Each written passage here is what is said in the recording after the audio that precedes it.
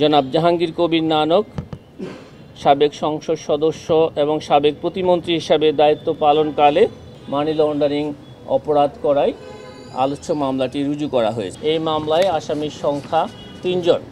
অভিযোগ সংশ্লিষ্ট Syeda Arjuman Banu, chairman Ratul telecom limited, স্বামী জনাব জাহাঙ্গীর কবির নানক সাবেক সংসদ সদস্য ও সাবেক প্রতিমন্ত্রী, জনাব এস আমরিন রাখি, পরিচালক রাতুল টেলিকম লিমিটেড, পিতা জনাব জাহাঙ্গীর কবির নানক এবং জাহাঙ্গীর কবির নানক প্রাক্তন সংসদ সদস্য এবং প্রাক্তন প্রতিমন্ত্রী। প্রথম দুজন যথাক্রমে চেয়ারম্যান এবং পরিচালক হিসাবে দায়িত্বে থাকাকালীন মানি লন্ডারিং প্রতিরোধ আইন 2012-এর 2 ধারা লঙ্ঘনপূর্বক 259,62 টাকারও বেশি মূল্যের প্রায় 3,32,84,681 মার্কিন ডলার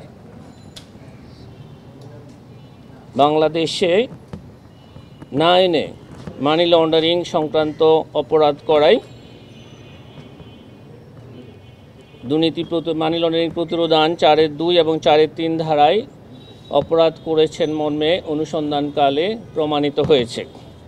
আলোচ্য ঘটনাকালীন সময়ে জনাব জাহাঙ্গীর কবির নানক সাবেক সংসদ সদস্য এবং সাবেক প্রতিমন্ত্রী হিসাবে দায়িত্ব পালনকালে তার ক্ষমতার প্রভাব খাটিয়ে অপরাধজনক বিশ্বাসভঙ্গের মাধ্যমে উক্ত বৈদেশিক মুদ্রা পাচারে বর্ণিত প্রতিষ্ঠানের চেয়ারম্যান, তার স্ত্রী আসামি সৈয়দা আরজুমান বানু এবং পরিচালক তার কন্যা জনাব এস আমরিন রাখিকে সহযোগিতা করে দণ্ডবিধির সংশ্লিষ্ট ধারা এবং দুর্নীতি প্রতিরোধ আইন 1947-এর 5-2 ধারায় অপরাধ করায় আজ একটি মামলা রুজু হয়েছে। মামলা নম্বর 49। এই মামলায় আসামির সংখ্যা 3 জন। আসামি হচ্ছেন Syeda Arjuman Banu, chairman Ratul telecom limited, জনাব এস আমরিন রাখি, পরিচালক রাতুল টেলিকম লিমিটেড, এবং জনাব জাহাঙ্গীর কবির নানক, প্রাক্তন সংসদ সদস্য ঢাকা 13 ও সাবেক প্রতিমন্ত্রী।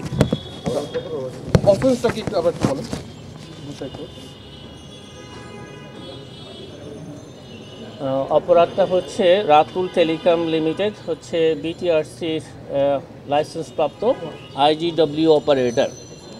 যে বৈদেশিক যে কলগুলো এসে থাকে সেই কলের বিপরীতে বাংলাদেশে যে প্রাপ্য অর্থ সেটা বিদেশ থেকে বাংলাদেশে না এনে মানি লন্ডারিং অপরাধ করায় আলোচ্য মামলাটি রুজু করা হয়েছে। কত টাকা মানি লন্ডারিং হলো?